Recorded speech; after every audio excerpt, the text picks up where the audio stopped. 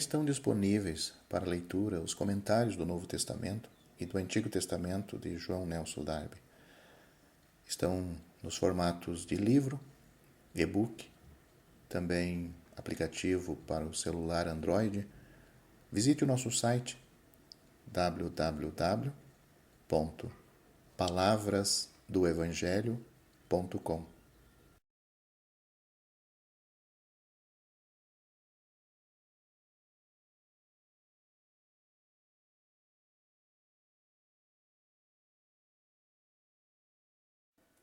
Os acontecimentos que consideramos ao fim dos livros de Reis e de Crônicas tinham um imenso alcance. O trono de Deus já não estava em Jerusalém. Deus tinha cumprido a sua ameaça de rejeitar a cidade que ele mesmo tinha escolhido. Tinha conferido aos gentios o trono do mundo.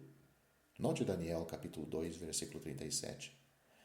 Não só Israel tinha falhado sobre a antiga aliança e rejeitado a Deus, note 1 Samuel capítulo 8, versículo 7, de sorte que Deus já não era o seu rei, mas também, mesmo depois de a graça ter elevado a família de Davi como sustentáculo das relações do povo com Deus sobre o domínio dessa casa, tudo tinha sido inteiramente corrompido pelo pecado, de modo que já não havia remédio. E o que nós ouvimos na profecia de Oséias, Lo-Ami, que significa não meu povo, tinha sido escrito na fronte de um povo que tinha abandonado a Deus. Os desígnios de Deus não podem falhar, mas tal era o triste estado das relações deste povo com Deus, se pode dizer que um tal julgamento deixava ainda subsistir relações. No que dizia respeito a Israel, ao homem, tudo estava perdido, e as consequências de uma tal perda, quanto aos caminhos de Deus, eram de suma importância. Nada menos do que tirar o seu trono da terra, o trono de Deus da terra, rejeitar, de momento, o seu povo, quanto ao seu governo terrestre, e transferir o poder para os gentios. Posto à prova sobre a lei, o homem tinha falhado e estava condenado, tendo recebido o apoio da graça por meios que Deus lhe concedera na família de Davi, para que continuasse do gozo das bênçãos que lhe eram concedidas, falharam mais uma vez. Agora, a realeza estava nas mãos dos gentios e o povo estava sob a condenação, segundo a antiga aliança. Porém, agora Deus reconduz um pequeno rebanho, a fim de que o verdadeiro rei, falando de Jesus, lhe possa ser apresentado, e faz reconstruir o templo no seu lugar, de harmonia com as promessas feitas pela boca de Jeremias e a rogo do seu servo Daniel. Este, ainda em Babilônia, estava mais compenetrado no verdadeiro estado espiritual do povo do que aqueles que reconstruíram o templo. E Daniel recebia comunicações de uma extensão muito maior acerca do destino futuro de Israel e das intenções de Deus a tal respeito.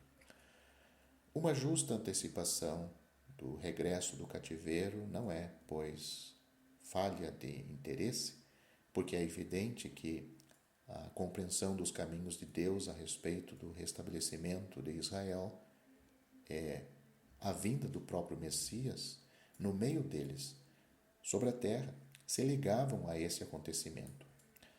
Quis Deus que houvesse uma certa paragem, mas a corrente dos seus pensamentos no que concerne aos tempos dos gentios e a posição do seu povo não foi mudada.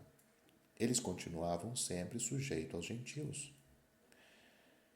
E a vinda de Cristo não a modificou. O restabelecimento do remanescente deu a ocasião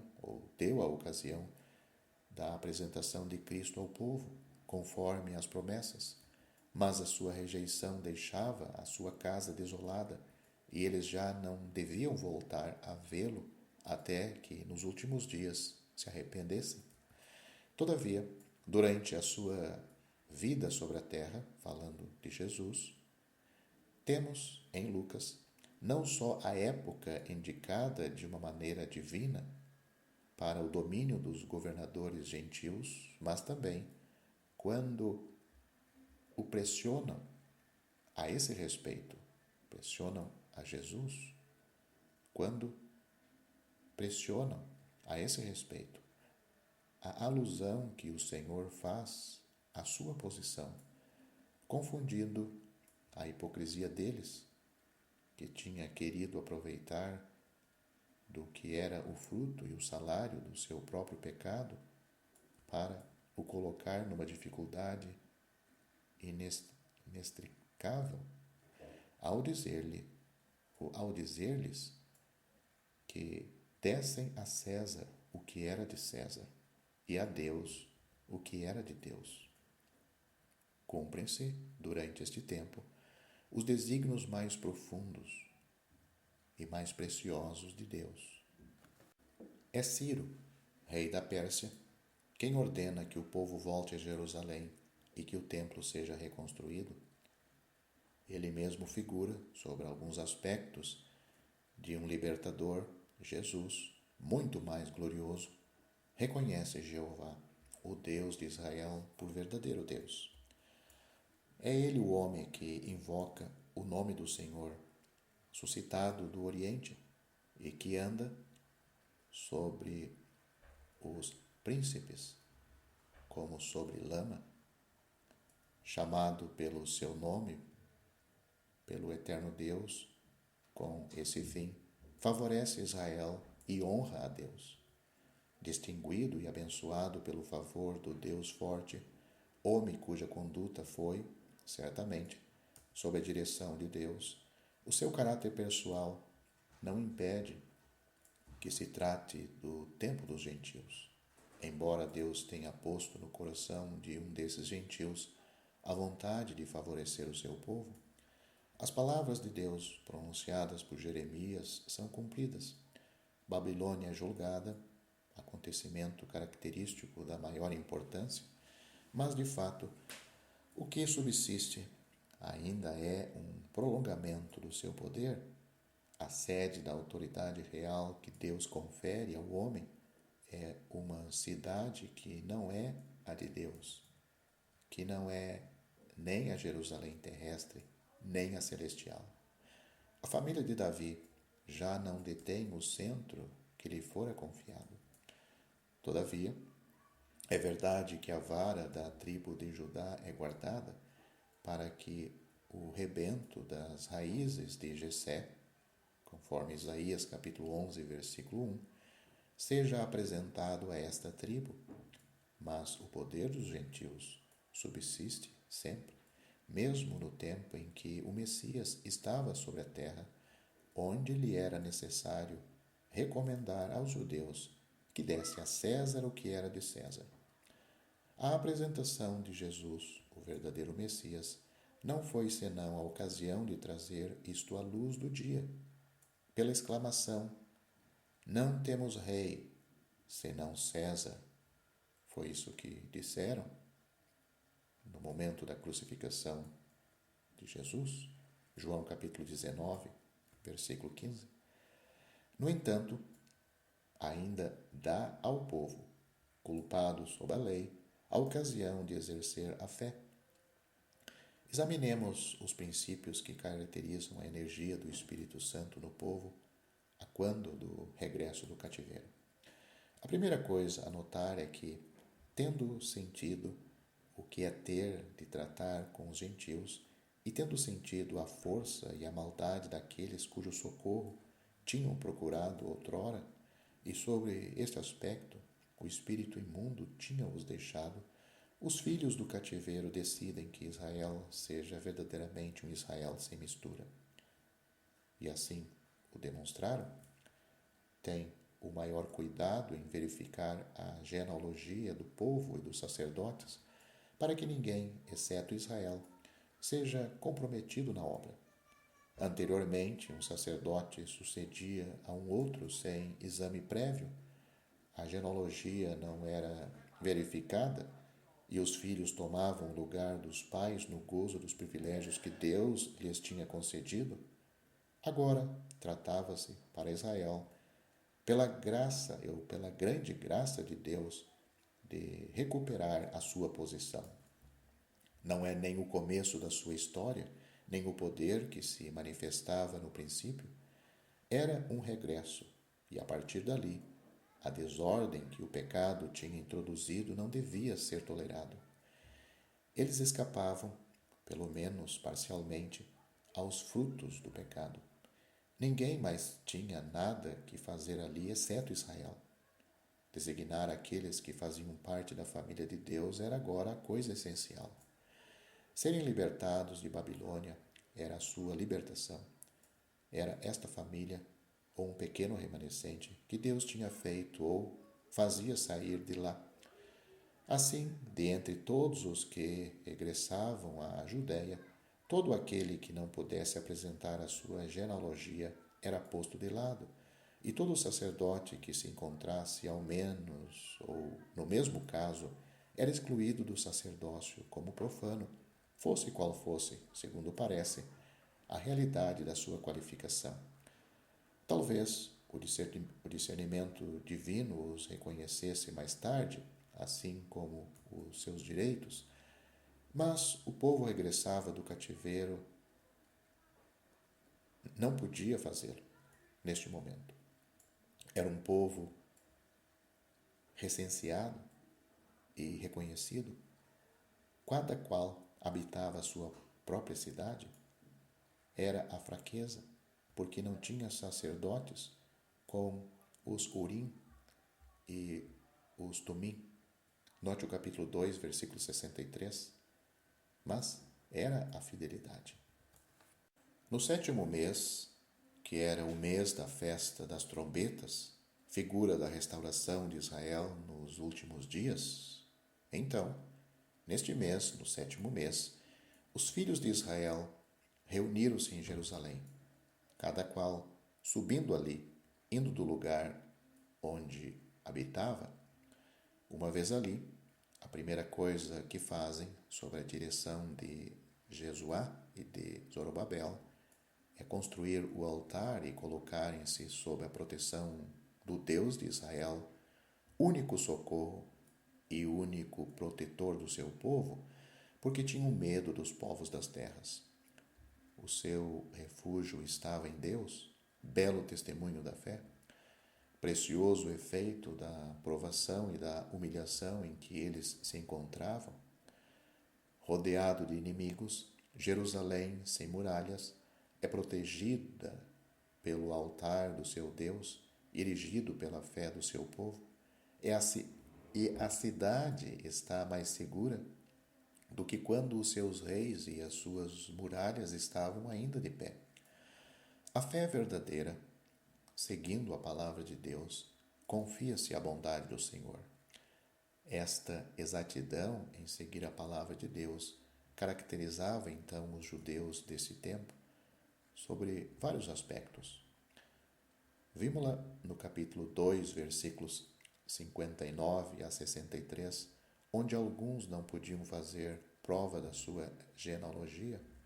Encontramos-la aqui no capítulo 3, versículo 2, e ainda no versículo 4, por ocasião da festa dos tabernáculos. Hábitos, tradições, tudo estava perdido.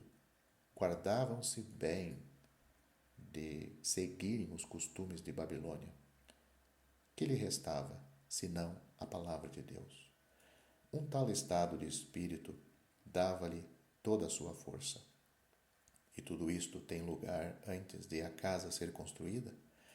Era a fé procurando a vontade de Deus, embora estivesse longe de ter posto todas as coisas em ordem. Encontramos, pois, a ausência da pretensão de fazerem sem Deus as coisas que exigiam um discernimento de que se carecia. Mas, com uma fé impressionante, esses judeus exercem a piedade para com Deus, adoram a Deus e colocam-no, por assim dizer, no meio deles, dando-lhe o que o dever exigia. Reconheciam a Deus pela fé, mas enquanto o Urim e o Tumim lá não estiverem, não colocam ninguém da parte de Deus com o fim de lhes darem alguma competência para agir da sua parte, da parte de Deus, numa posição que exigia o exercício da autoridade divina. Tendo, enfim, reunido os materiais que o rei da Pérsia lhes tinha concedido, os judeus começam a construir o templo, lançando os fundamentos. Em geral, a alegria do povo era grande, era natural e justo.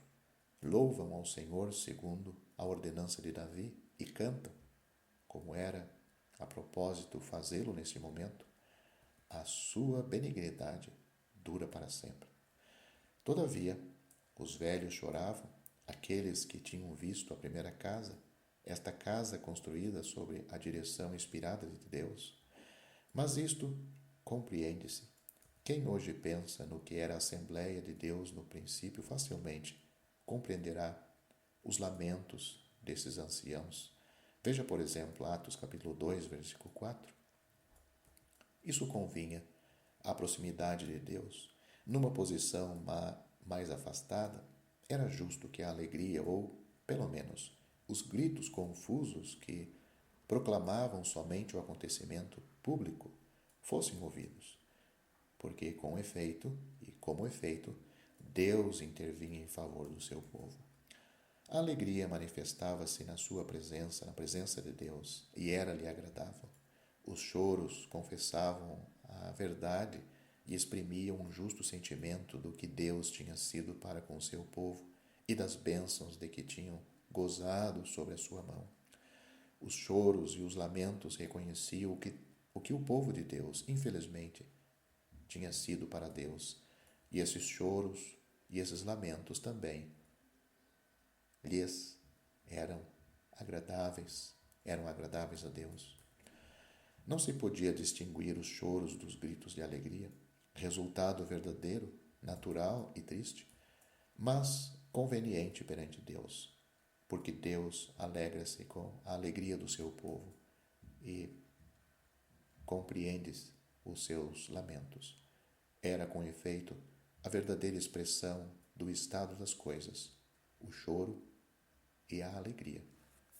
Mas, em semelhante caso, as dificuldades não provinham somente da fraqueza do remanescente, provinham também dos elementos com os quais ele se encontrava, pelo menos exteriormente, em relação e que, ao mesmo tempo, eram estranhos às relações do povo com Deus.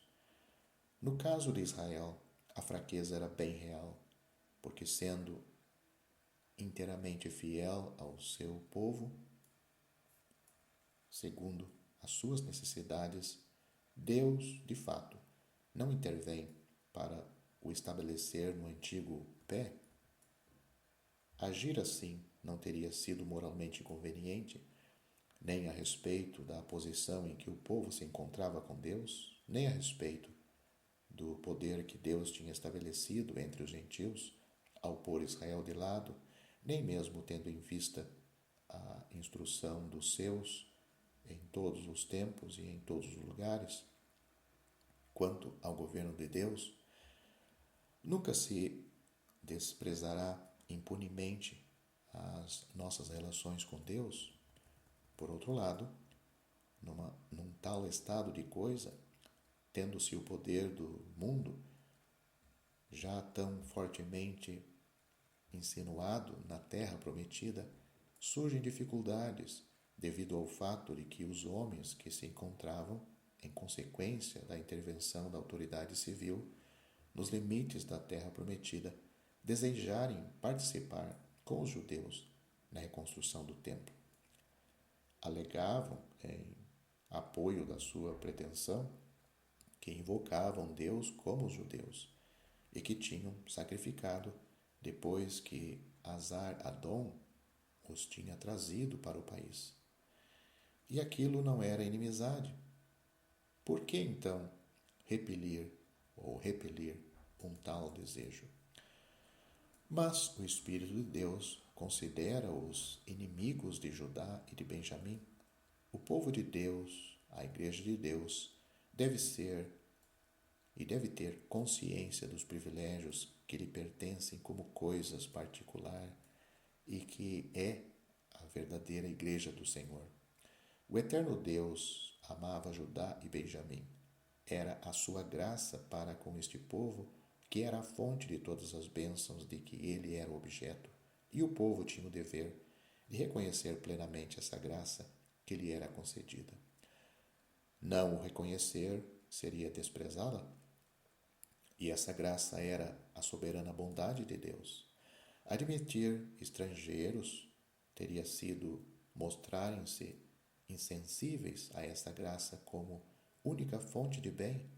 Teria sido o mesmo que dizer que eles não eram mais seus objetos, segundo a soberana bondade de Deus, do que quaisquer outras pessoas do mundo. Porém, a fidelidade e a inteligência dos chefes de Israel afastam essa armadilha.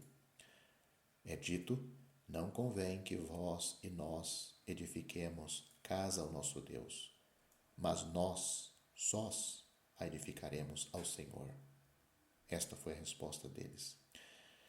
Vemos que também responderam eles: vós não tendes nada a ver conosco para edificar uma casa ao nosso Deus.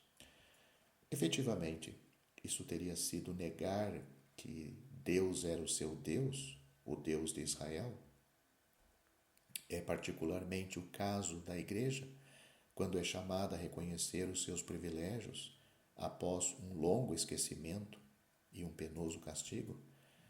Se Deus permite isso para pôr o seu povo à prova ou para o castigar, é possível que a obra seja suspensa pelas astúcias e pela malícia dos que louvam o grande e afamado Asnapar junto dos poderes da terra e tomam ao pé deles o seu verdadeiro caráter terrestre, do mesmo modo como tinha revestido a aparência e piedade ao procurarem insinuar-se entre o remanescente de Israel. O poder que pertencia ao povo de Deus, no tempo da sua independência de outrora, assusta aquele que, não se confiado a Deus, teme para a sua própria autoridade. O efeito da energia que produz o Espírito de Deus no seu povo, energia independente dessa autoridade, por muito submisso que o povo seja. Israel atuava aqui segundo o decreto do próprio rei Ciro, mas isso não é tido em consideração. O que depende de Deus é absoluto. O que não depende dele é arbitrário. Mas os fiéis não têm nada a ver com tudo isso. Deus pode ver que a provação e o castigo lhes são necessários. Em qualquer caso, eles têm de atravessar o que põe a fé à prova, mas o seu caminho é regulado pela vontade de Deus e a sua fé espera nele. Eles deviam esperar aqui, mas o tempo determinado por Deus havia de chegar, e isto não sucede por uma simples ordem do rei dos gentios. Por outro lado, Deus suscita-lhes um encorajamento de um preço muito mais elevado. Se o povo era subjugado pelos gentios, Deus ficava sempre soberano. A sua palavra é sempre de uma autoridade absoluta para o seu povo, quando Deus se designa dirigir-lhe. Se for necessário, Deus saberá dispor os corações dos reis para a manter, mas em qualquer dos casos, pertence ao seu povo segui-la, sem procurar outro motivo ou outro apoio. Ageu e Zacarias são enviados por Deus e profetizam no meio do povo. Essas comunicações diretas de Deus eram infinitamente preciosas, como é sempre a sua palavra, e embora não mudem a posição do povo face aos gentios, constituíam uma prova impressionante de como Deus se interessava pelo seu povo e de que, fossem quais fossem as suas aflições, o Deus de Israel estava muito acima de tudo o que tivesse o poder de os oprimir. Eu disse que o povo devia esperar, e foi o caso, quando o decreto que o proibia de continuar a construção foi expedido. Mas muitos anos tinha decorrido já antes dessa posição chegar, e examinando as profecias que tanta luz deita sobre a história contemporânea e comparando as datas, parece-me evidente que a falta de fé do remanescente fora o verdadeiro impedimento. Foi a causa de eles terem parado. Havia inimigos no próprio país que os assustavam e que assim os impediam de construir. Parece que os judeus não ousavam continuar a obra. Os inimigos alugaram conselheiros na corte persa para porem em trave a obra dos judeus. Mas a primeira coisa que nos é dito é que eles debilitavam as mãos do povo. A proibição de construir a construção não foi obtida senão 2 reinados mais tarde, mas os judeus tinham parado com ela por causa do medo que lhes inspiravam os seus inimigos. Compare o capítulo 4, versículo 4 e o 24, e o capítulo 5, versículo 1, com Ageu, capítulo 1, versículos 1 e 2 e o 4, e o capítulo 2, versículo 15. Também não foi porque o decreto de Artaxerxes chegou que eles recomeçaram a construção, mas sim porque temiam o eterno Deus e não a ordem do rei, como vendo aquele que é invisível. Note Ageu capítulo 1, versículos 12 e 13. Deus não era mais de temer sobre o reinado de Dário do que sobre o reinado de Ciro ou de Artaxerxes, mas a origem da fraqueza deles estava em que se tinham esquecido de Deus. Isto faz sobressair a grande graça de Deus que os desperta pela boca de Ageu. Mas até ali, os castigos de Deus também tinham visitado o povo. Note Ageu, capítulo 1, versículos 10 e 11. Tudo isto nos faz ver que Israel estava em falta ao abandonar a construção do templo. É evidente, como vemos em Ageu capítulo 2, versículo 15, que nenhum progresso tinha tido lugar. O terror que os inimigos lhes inspiravam tinha-os detido. Não tinha, porém, nenhuma desculpa, pois tinham mesmo a ordem do rei. O que lhes faltava era a fé em Deus. Já vimos que, quando a fé existia, eles ousavam construir, embora houvesse uma ordem contrária.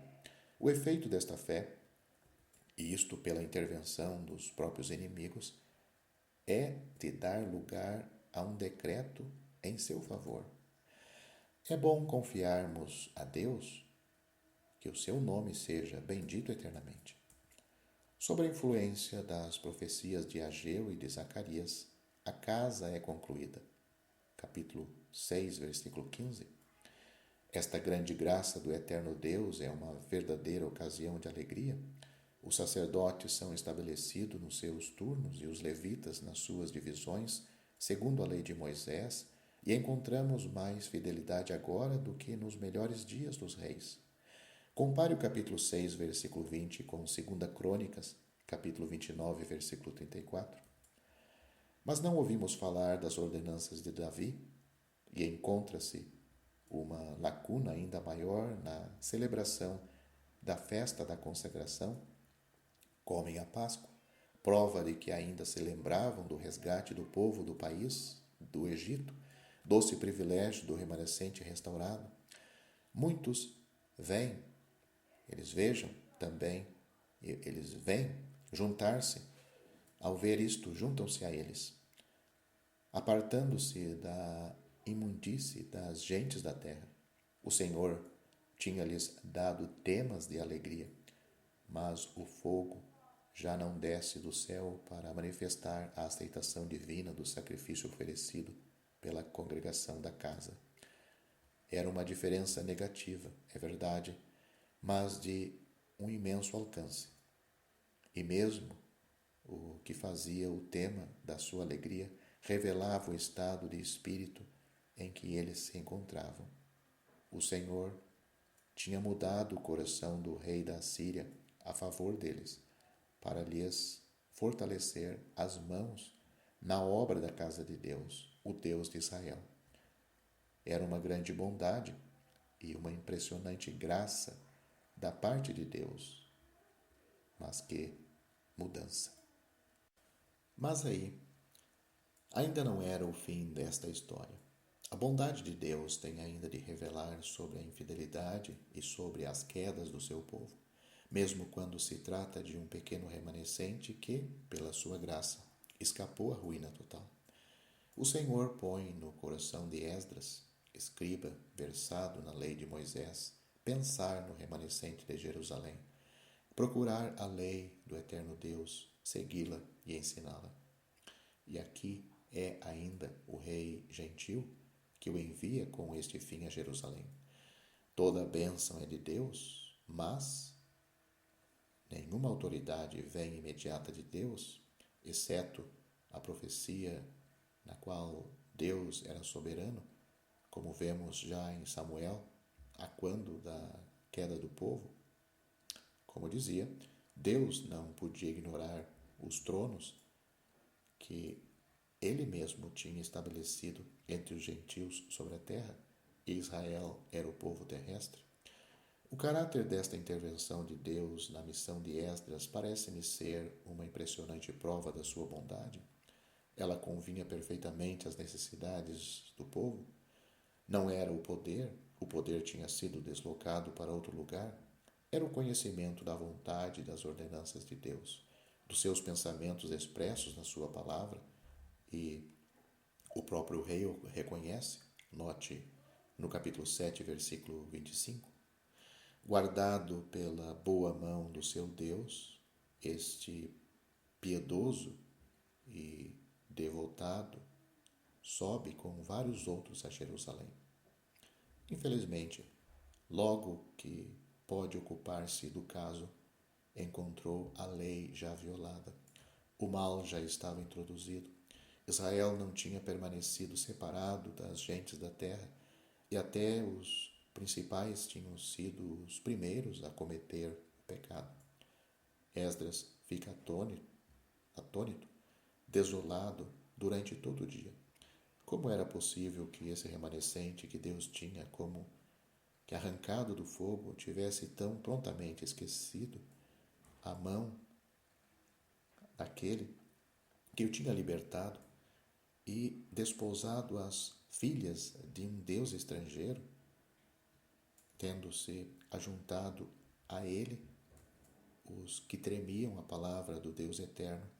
Esdras humilha-se por causa desse pecado. No tempo da oblação da tarde, exprime com efusão a profunda aflição do seu coração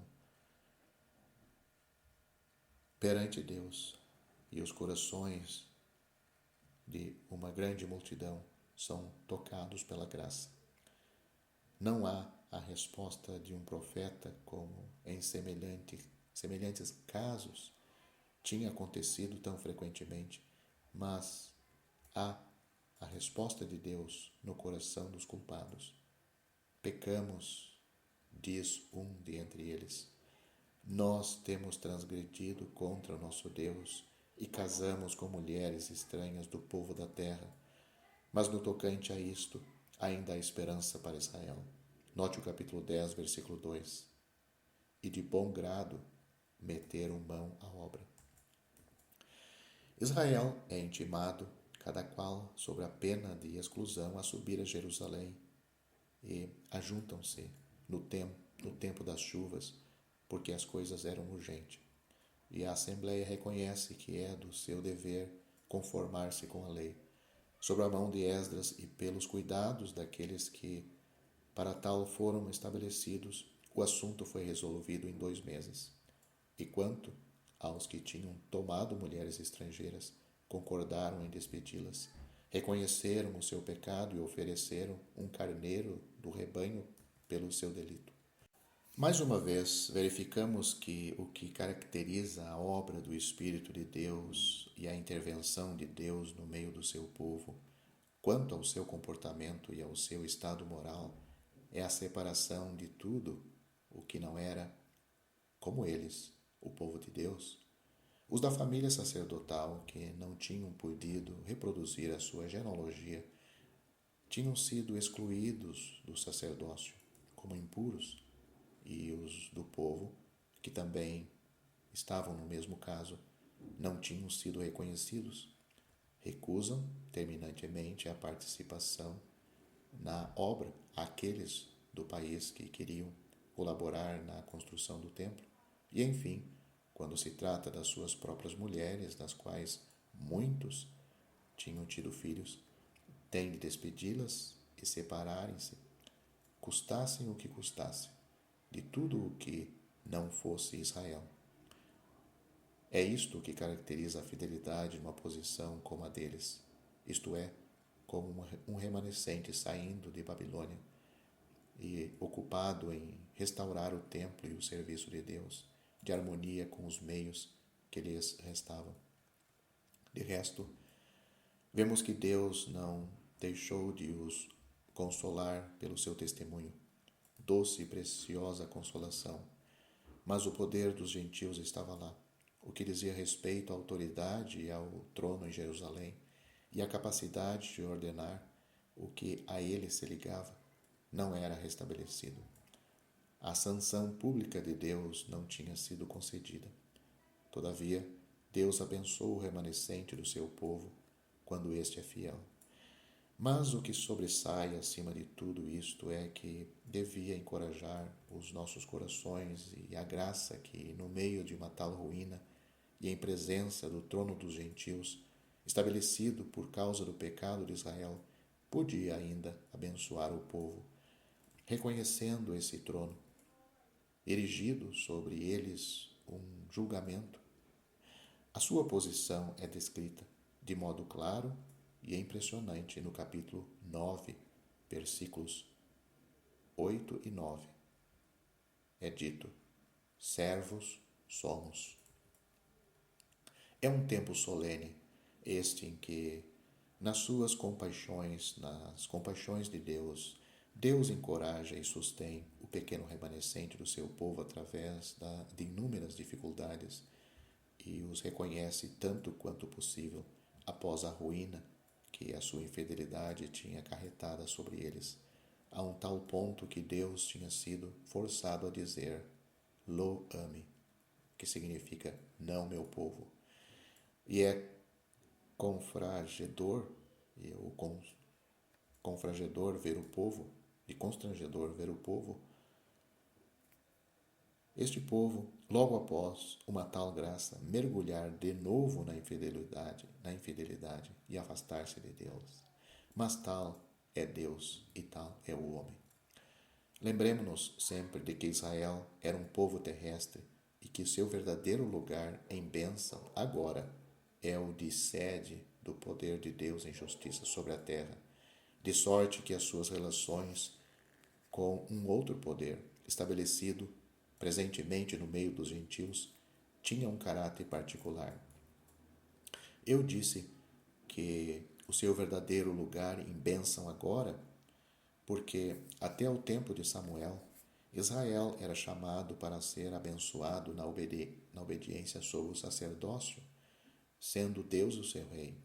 Mas após os dias de Davi, estando Cristo presente, a nação torna-se a sede do poder de Deus em justiça, do mesmo modo que gozava da bênção. Mas, se nos lembrarmos disto na aplicação do conteúdo deste livro, as outras circunstâncias, os ensinamentos que eles nos oferecem, são extremamente interessantes porque nos apresentam, note, em primeiro lugar, nos apresenta os princípios de conduta nos quais a fé é manifestada no meio de dificuldades que se ligam a uma restauração parcial de um estado de ruína.